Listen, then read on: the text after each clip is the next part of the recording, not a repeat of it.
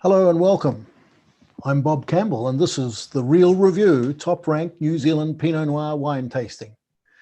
We've got 8 wines from 5 regions and 4 vintages to get through tonight. And if you want to order any wines or replay the tastings, just go to our website and click on Cellar Door to Door. Click on Events and then Cellar Door to Door. We hear that many of you have ordered from wineries, otherwise open a bottle of anything and just sip along and enjoy the mood. This is going to be an interactive format. You can ask questions via the Q&A box on your on Zoom, and I'll taste after each 2 wines. I'll then answer a selection of those questions. I thought I'd start by talking about assessing Pinot Noir quality. What are the quality factors that I look at when I'm judging Pinot Noir? Firstly, colour is not super important. We've got wines of all hues and colours in this lineup, and they're not. I don't think it's particularly relevant. Aroma is a good sign. I like to see plenty of aroma. Of course, that's affected by temperature and glasses and so forth. So it's a moving target, I guess. But complexity, a simple wine, a simple Pinot Noir is pleasant enough. But really, I expect more from better wines. Lots of layers of flavour. If I can remember, the most exciting wine I've ever tried was a Burgundy, a Pinot Noir, and it just had layers and layers and layers of nuances of flavour, a sort of peacock's tail on the finish. It was the most amazing thing. I think I keep an open mind as far as style's concerned. You know, the floral versus the savoury versus fruit versus spicy, accessible versus structured. They can all rank very well, but so I'm not going to back myself into a corner as far as style's concerned. Intensity and length, I think that's a very important feature of wines. The longer the better, and that sustained finish is a real giveaway to high quality. Texture is important, and increasingly we're getting. New Zealand's got a reputation for producing very accessible, very silken, sumptuous Pinot Noir, and then there's at recent conferences there's been question marks about how well do they age. They're so good when they're young, you know, where do they go from there? And I think partly as a result of that, there's more work going on to build more structure into New Zealand Pinot Noir, and sometimes it makes them slightly less accessible when they're first released, but we get it downstream when the wines are able to mellow a little bit with a bit of bottle age. The X factor is the sort of thing you can't define, but you know it when you experience it. So and balance, harmony, that's important. We don't want a wine that's out of balance, too high in alcohol, too oaky, for example, too harsh and astringent. So it's all about balance. Is very important. Regional identity stands out in some wines. I think, for example, the Amisfield Pinot Noir that I'm going to try shortly, to me screams out Central Otago. But others are a little bit shy, a little bit regional shy, if you like. I once got my wife Marion to. I was writing up a regional tasting on an article on regional Pinot Noir styles, and I thought I had it all pinned down. And I just wondered if I could identify 5 different wines from 5 different regions. So I got her to go out and buy the wines and serve them blind, and it was, I must say, a lot more difficult than I thought. The real banker, the giveaway wine, was the Central Otago wine in the lineup. That was an easy one to pick, and then it got more difficult after that. And in fact, you get one wrong, you've got to get 2 wrong, really. So I wound up getting getting 3 right or 2 wrong, and it was hard work achieving that. So I think regional style is not necessarily always that obvious. I just should mention before I taste the first wine that 4 out of the 8 wines are organic. Now, we selected these wines on the basis of quality, nothing to do with organics, but it's interesting that we'd have such a high percentage of organically produced wines in the lineup.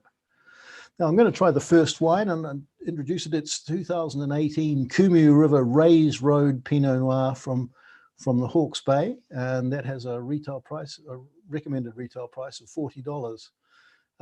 This is an exciting new vineyard, an exciting new wine from an exciting new vineyard at Raukawa, which is in Hawke's Bay. It's I guess halfway between Hastings and Central Hawke's Bay.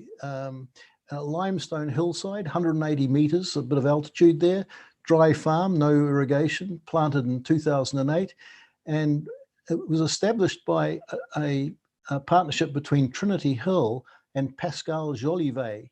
And anyway, they bought it from the partnership. Kumu River bought it from the partnership, and I think it's, judging by the wines that have produced from there so far, I think it's a very good buy. 2018 was a good vintage in Hawke's Bay. Winemaker Michael Brakovich is a very experienced and cerebral fellow, and I think although he's better known for Chardonnay, he's about to make a serious name for himself in Pinot Noir. Let's try the first wine.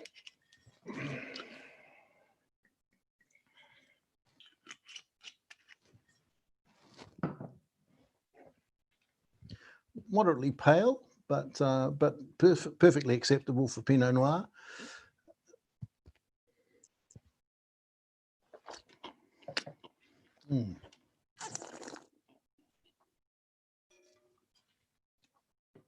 Oh, lovely, delicate, ethereal, supple Pinot Noir with, it's quite got dark cherry. I've got some saline chalk mineral characters there. Some red rose. It's very floral.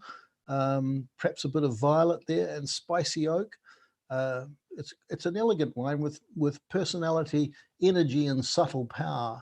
A little closed at first, but earlier today I tried it again, and it really opened up over a period of about 30 minutes. So I recommend that you give that a bit of air time, or use a big glass like this and just swirl it around, and that'll generally do the job. I gave that 95 points. That's a gold medal, and it ranked 13th out of 262 Pinot Noirs from the 2018 vintage from New Zealand generally. It's the food match that Kumu River recommend is roast loin of pork, which sounds pretty good to me. My preference would probably be for a pasta dish with a rich red meat sauce, and I think that would flatter the wine very well indeed. Okay, the next wine, let me move this out of the way. Next wine is 2018 Urlar Select Parcels Gladstone Pinot Noir. That comes with a recommended retail price of $65. Urlar are organic, fiercely organic, biodynamic producer, and they've had a recent change of ownership. The previous owner was Scottish Angus, a lovely guy who's still around, and it was sold to a Japanese sake brewery owner. So a lot of the wines get shipped out to Japan. And in fact, this is a Japanese label, and a label redesign. If you're familiar with Urlar's label, you might see the difference there. I think it's rather smart. Let's see what the wine's like.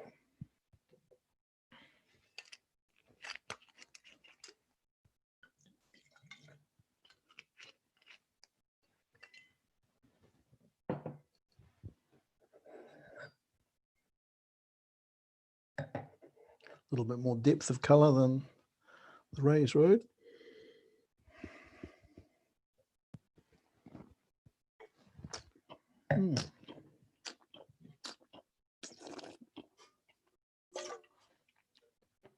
Oh, it's intensely fruity Pinot in a sort of Central Otago style. I get that real generous dark cherry plum and a little smoky oak in the background. Hint of fruit sweetness is really nicely balanced by fine tannins to give a really tantalizingly dry finish. Not typical of Wairarapa, but a delicious Pinot Noir that's sort of got "drink me" written all over it. I'll tell you. I gave that 95 points, and it ranked 5th out of 43 wines from 2018 Pinot Noir from the Wairarapa. The recommended food match from the winery was, sounds delicious, slow braised venison. Janine Rickards, their winemaker, is also a huntress. I have to be careful how I say that. She has a cast iron pot full of venison on the fire this week using wild duck stock, Urlar Pinot Noir, organic onions, carrots, potato, bay leaf, rosemary. It sounds fantastic. It's even better than I thought. Duck confit might be rather nice, but that certainly sounds like a very, very tempting wine match, food match rather. Here we go. Now, we haven't got any questions yet. If you've got questions, please use the Q&A window to set them forward. Now, we're going now to 2016 Atarangi McCrone Vineyard Pinot Noir with a regular retail price of $75. We all know, Atarangi's been around for a while and is very well known as an absolute top producer of Pinot Noir with their regular label. In 2010, they were granted, now excuse the pronunciation here, but Tupuranga Te Te o Aotearoa, or Grand Cru of New Zealand status by their peers. Atarangi and Felton Road were both received this award, and I think absolutely deservedly. They are recognised as our two top Pinot Noir producers. This vineyard was planted in 2001. It's a mix of clones, Abel, Dijon, and Clone 5. It's priced alongside, line priced, if you like, with the regular Pinot Noir, but but this is, I think, the vineyard is richer in clay than the Atarangi, the source of the Pinot Noir vineyards for the regular Atarangi, and it shows in this weightier and more robust style. It's quite a mouthful. I like it very much. Let's just remind myself what it tastes like. There we go. A little deeper color than the previous two.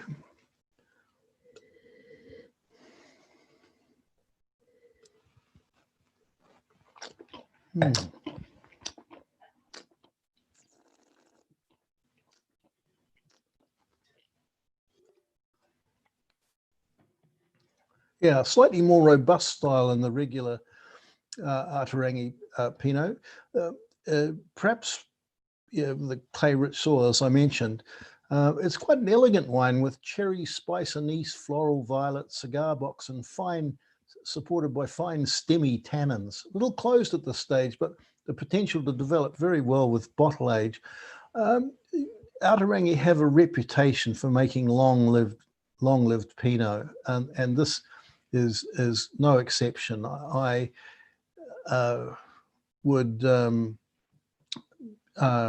happily, confidently cellar it for 10 to 20 years in a temperature-controlled environment. And in fact, I've got quite a bit of Atarangi Pinot Noir stashed away for the future. I gave it 96 points, and it ranked 4th out of 45 2016 Pinot Noir from Martinborough. The recommended food match is Helen, the winemaker's recommended pappardelle with shiitake and porcini mushrooms with sprinklings of freshly cut thyme and sage. Wow, wow, that's great. My suggestion was lamb shanks, but I think I prefer Helen's offering there. Sounds delicious. Now we've got a couple of questions now. Let's have a look. Oh, this looks like an interesting one. John Peters. Hi, Bob. I'm interested in your comments earlier on aging Pinot Noir. I have recently discovered in my cellar a hidden case of 92 Atarangi, which I expected to have lost. Oh gosh, must be a decent sort of cellar. But which I'm with careful decanting, but which to have lost, but with careful decanting has blown me away. Aha, you're not answering my question. Thank you. Tonight, I'm enjoying a 2000 mount difficulty, which has also stood up well. I don't know what I'm supposed to answer there, actually. Which 2 regions did you get round the wrong way in your blind tasting? Well, that's I've got to fess up there. The first one I got wrong. I thought that's absolutely on the nail, Martinborough classic style, Black Doris plum, the intensity, the structure, it just, everything was suggested Martinborough. And unfortunately it was Nelson from a producer, a brand new producer I'd never heard of. Didn't seem at all Nelson-y to me, but there it was. I got that wrong, I admit it. And I also got the Marlborough wine wrong as well. So, and I must say, I didn't feel confident at the end that I got 5 right answers. I knew I got some of them right, but there we go. What's your best New Zealand Pinot Noir you have tasted? That's a difficult one. That really is a difficult one. No, it's not. It's not. It's Felton Road, 2017, Block 5. I gave that 100 points. So I absolutely was knocked out by that wine, and managed to acquire a few bottles and look forward to savouring them over the next decade or so. That's absolutely, I think, a wonderful wine. So there we go. Let's move to the next wine now. And this is Dog Point Vineyard. I'll pour myself a glass.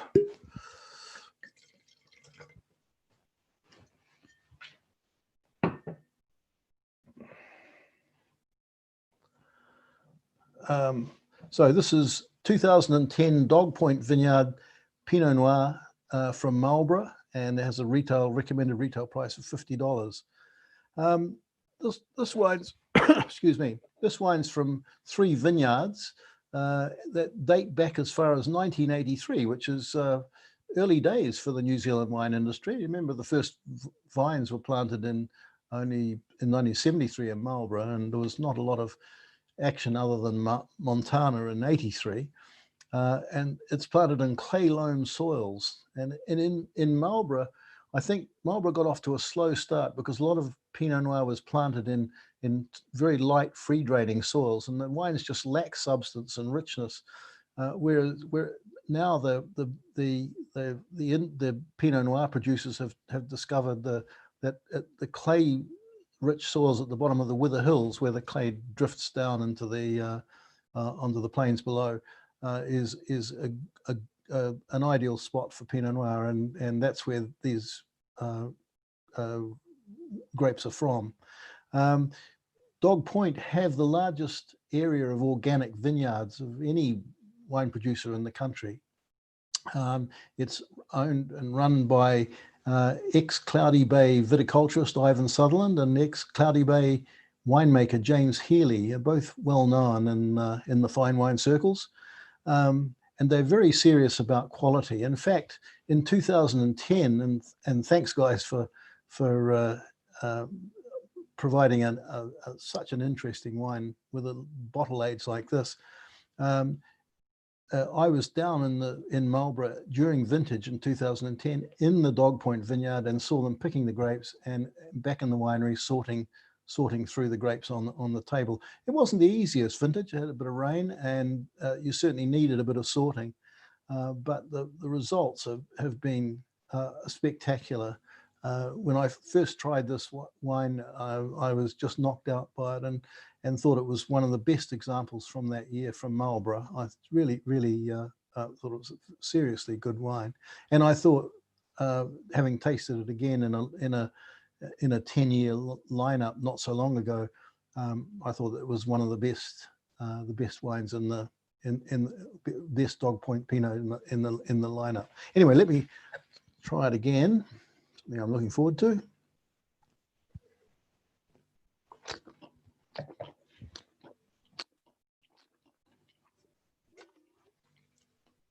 Oh, delicious, delicious. It's showing a little bit of development, but it's still got lots of strong primary fruit flavors. This is the only wine with a cork.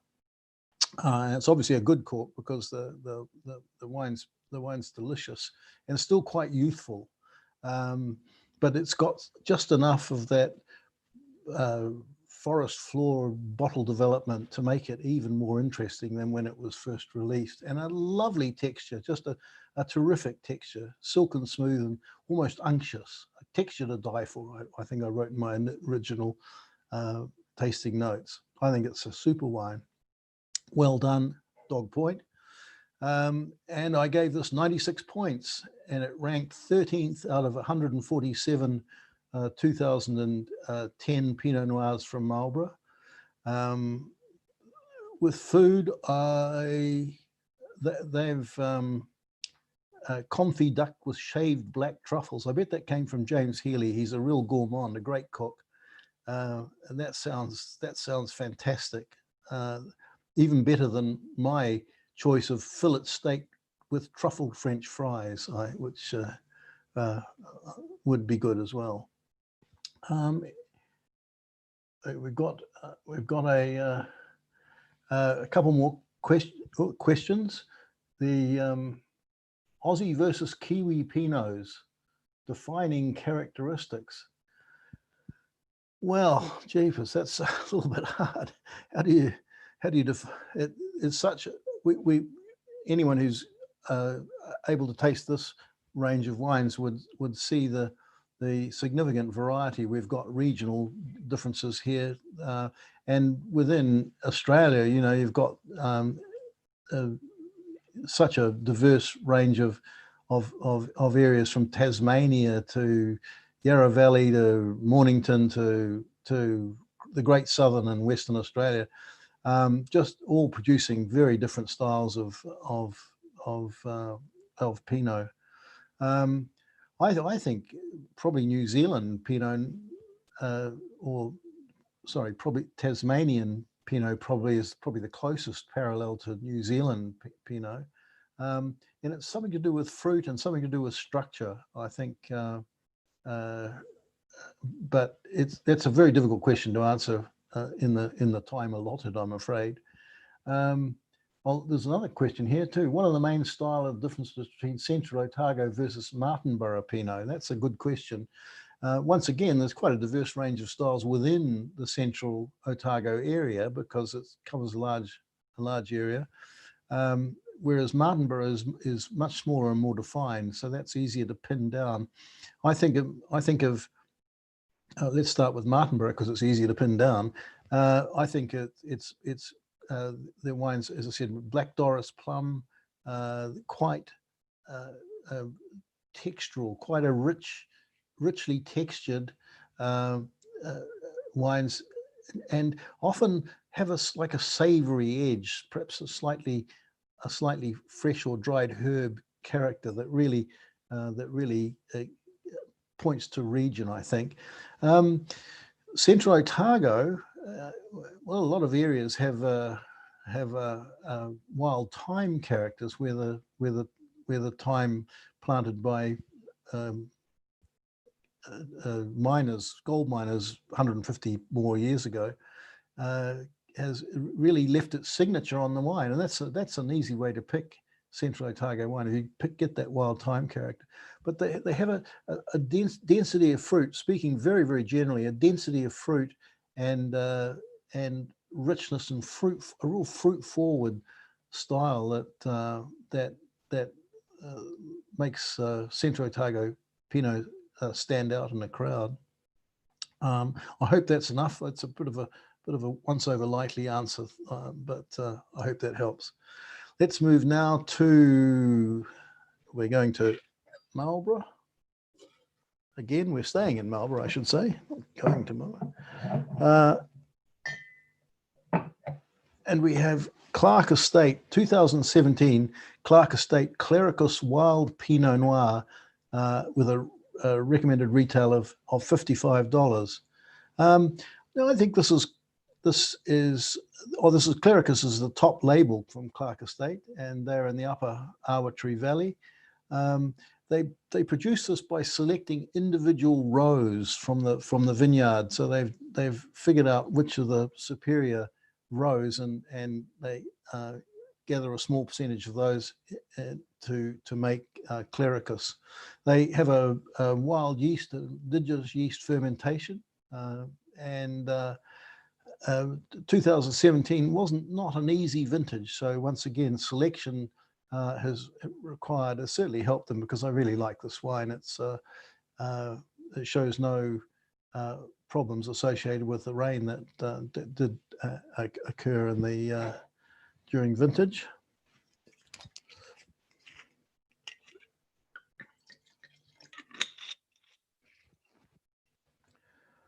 Gosh, it's going to be fun cleaning up all these leftovers over the next few days. It's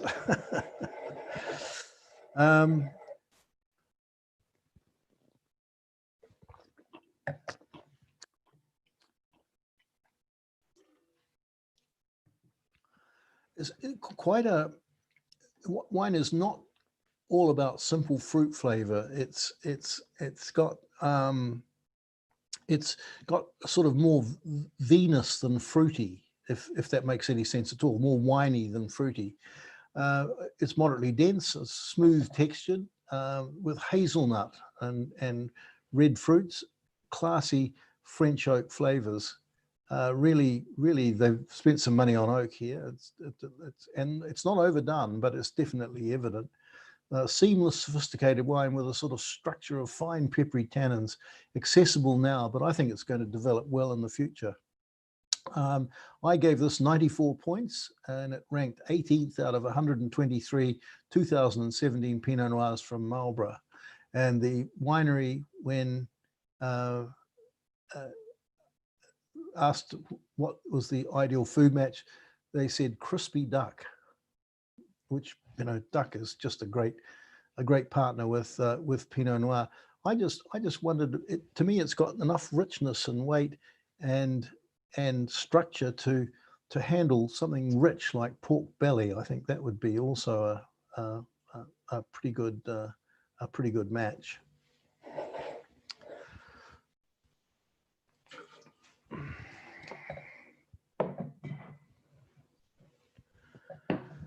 Now we're going to taste I'm going to taste 2018 Greystone Vineyard Ferment Pinot Noir with a recommended retail price of $76. This is very organic. I think it'd be very organic, but it's organic. And they've been fermenting in the vineyard since 2012.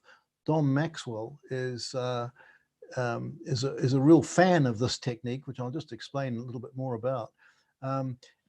Instead of fermenting in a tank in the winery, they take the tank out to the vineyard and ferment it amongst the grapevines that bore the crop that has just been harvested. Why do they do that? Well, you're getting the yeasts from the vineyard, which gives the wine a stronger signature from that place. And Dom also pointed out, and I think this is interesting, he said he said, by fermenting in the vineyard, we extend the vintage influence of the wine. And I asked him to explain. He said, well, in a hot vintage, the wine is hot. The wine ferments at higher temperatures. In a cool vintage, it ferments at lower temperatures for another month after the grapes have been picked. So when you get a vintage influence naturally anyway, but that extends the vintage influence by by the temperature of fermentation primarily. I said to him, doesn't it bother you that you have no control over that? Wouldn't you rather control the temperature? And he said no, he likes it to give it a stronger sense of place, and it's pretty hard to argue with that. Let's see what the wine tastes like.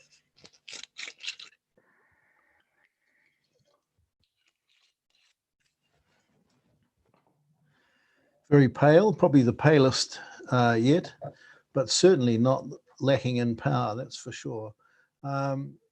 It's sort of a, let's have a look.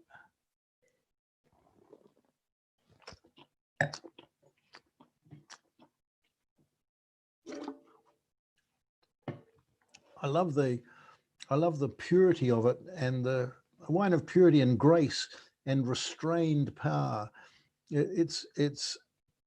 It's obviously been made with a light touch, ethereal, charming wine. I've got red rose, fresh cherry, and a hint of fresh herb and subtle spice flavors. But it's that texture that really appeals to me. Just a lovely wine. It'd be very interesting to compare it with the same wine that hadn't been fermented in the vineyard, so we could see actually experience the difference between the two. But I guess that's a logistical nightmare for poor old Dom to think about in a busy vintage. I gave this 94 points, and it ranked number 1 out of 15 2018 Pinot Noirs from Canterbury. The food that Dom recommended was porcini risotto, which sounds great. I think that's I'm not even going to come up with my own option there. I'm just so impressed by porcini risotto. I can actually taste the food, taste the porcini as I sit here breathing in the fumes of the wine. Now we've got a couple of questions here. Do organic and non-organic Pinot Noir wines taste different? If they do, could you describe how? I wish I could. I really do. I'd put my hand up. I'd be the first to put my hand up if anyone were able to point to a wine that had been made from adjoining vineyards, organic and non-organic. I think it's a very interesting question. But I have no experience with. I've never been able to do that. A few years ago, there was an exercise where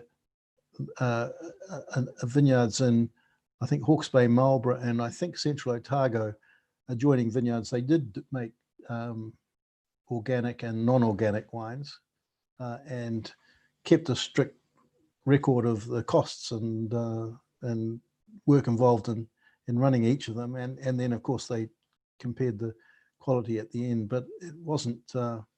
I didn't get a chance to taste them. I'd love to have done, but it's a very interesting question. I'm keen to hear, this is from Martin Carrington. Hello, Martin. It's been a long time. Hi, Bob. I'm keen to hear how many of these are organic biodynamic examples, please. Well, I've been telling you as I go. So just to run through it again, we've got Urlar's organic biodynamic, Dog Point organic, biodynamic with Greystone, and Amisfield are organic. So I hope that helps. All right, now we move on to Central Otago.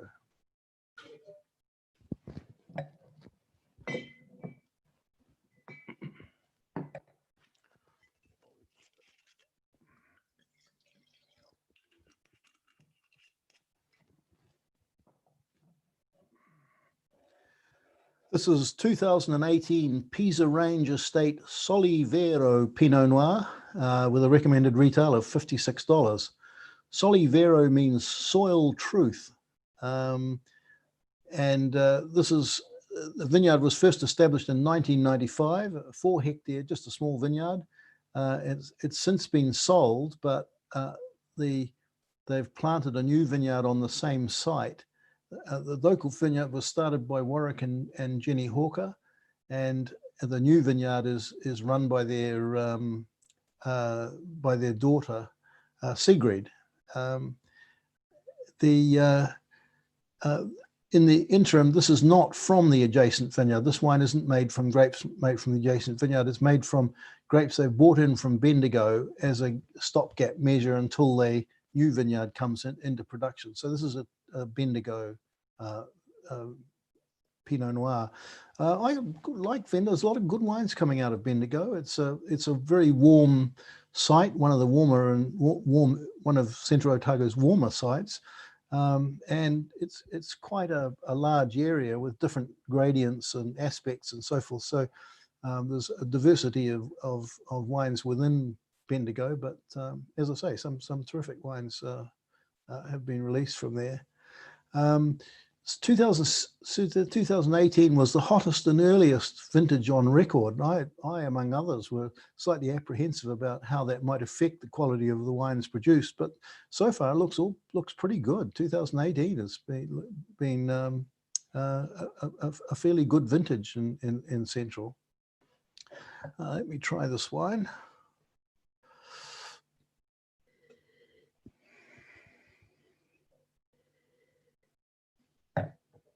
Isn't it interesting? It's not from the Pisa area.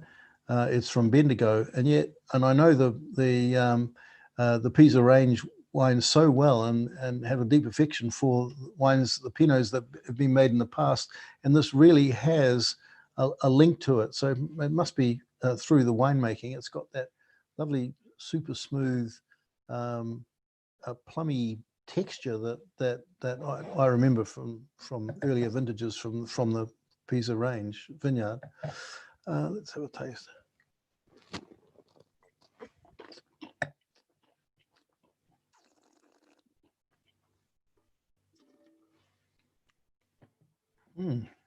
Delicious. Silken smooth, medium-bodied Pinot with ripe plum, cherry, violet, and spicy oak. Supple, attractive wine. It's deliciously drinkable now, but I think it's going to develop well with bottle age. Yeah, good wine.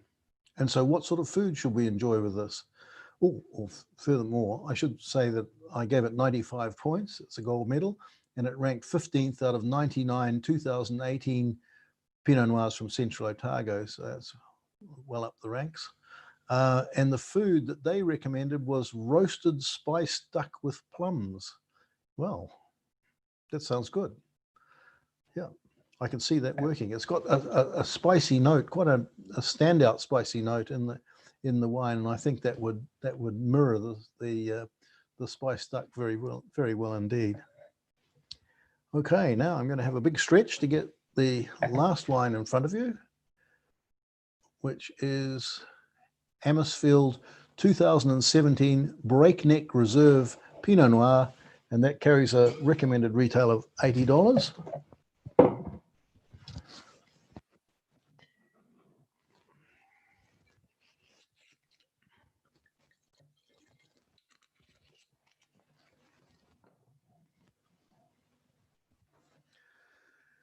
Yeah, Amisfield, as I said before, is an organic winery, and in fact has become an organic vineyard or organic winery, and it was Organic Winery of the Year 2020. It won the Organic Winery of the Year at the Organic Wine Awards, so you can't get more organic than that.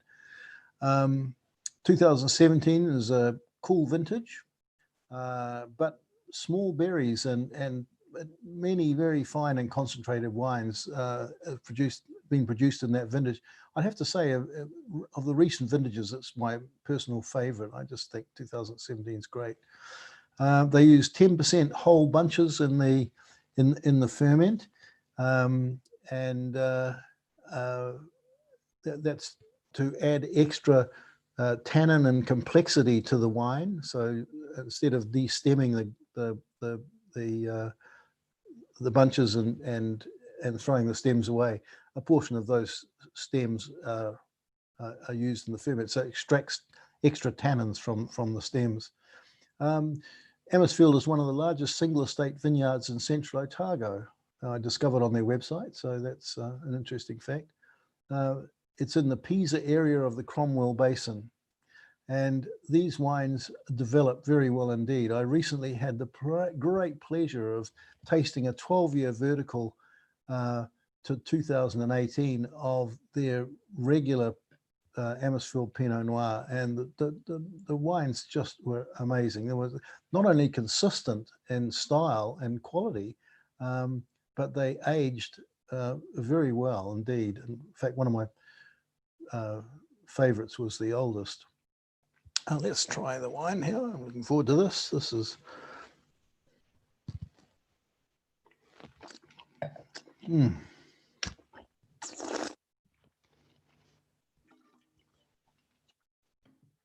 delicious. Really, really elegant minor fruit bomb style. Ripe plum, floral, cherry and spice. Really good purity and power and lots of potential. Really stylish Pinot Noir. Just an absolute pleasure to taste now. It's one of those wines that you know could handle a bit of bottle age, but I certainly anyway would have great difficulty in keeping my hands off it. That's just delicious. I gave that 96 points, ranked 14th out of 125 wines from 2017 and Central Otago. And the Amisfield very kindly sent me a photo of, along with their chosen food match, of the venison Wellington served in their restaurant, served on a deer antler. Very exotic looking dish indeed. Wouldn't fit in my dishwasher afterwards, I don't think. So that's obviously the correct choice. I think Amisfield have got a great restaurant. Anyone who hasn't experienced it should. It's one of the country's best vineyard restaurants. And we've got now we've got a couple of other questions to cover off. Which year best for Central Otago and Martinborough for the last 5 or 10 years? Well, 2017 is my personal favourite for Central Otago. I haven't had much. There's a lot of people, a lot of producers talking about the 2019 being an extraordinarily good vintage, and 2020 too, but I haven't tried any wines from those vintages. So I'm not sure Martinborough. I'd probably 2013, pretty good. Yeah, that would probably be my best favorite. And we've got one from Ruth. Most of the wineries on show tonight are in amazing spots. Do you relate to the wine better if you've been to the winery vineyard itself? Well, it certainly adds an extra dimension to my appreciation of the wine and winery, and I guess it can influence. You add more pleasure to the wine when you drink it in a social occasion. So yeah. We are drinking a 2011. It has lovely depth of flavour. What do you think of this one? Oh, I'm a bit confused there. We are drinking a 2011. He's obviously talking about. Is it? Yeah, no, I don't know. 2011. What? I'm afraid. I'm sorry. I can't really comment on that. Well, that's it. That concludes, for me anyway, a lovely tasting of some super wines. I just should remind you that in 2 weeks' time, we've got Huon on a webinar with top value reds, and that's not to be missed. I think sometimes we can get too lofty with the best of the best, but they don't always fit the budget. So it's nice to look at affordable wines for a change, and I'm sure Huon's going to do a grand job at that. And that's all for me. Thank you very much for joining me tonight, and I'll see you next time.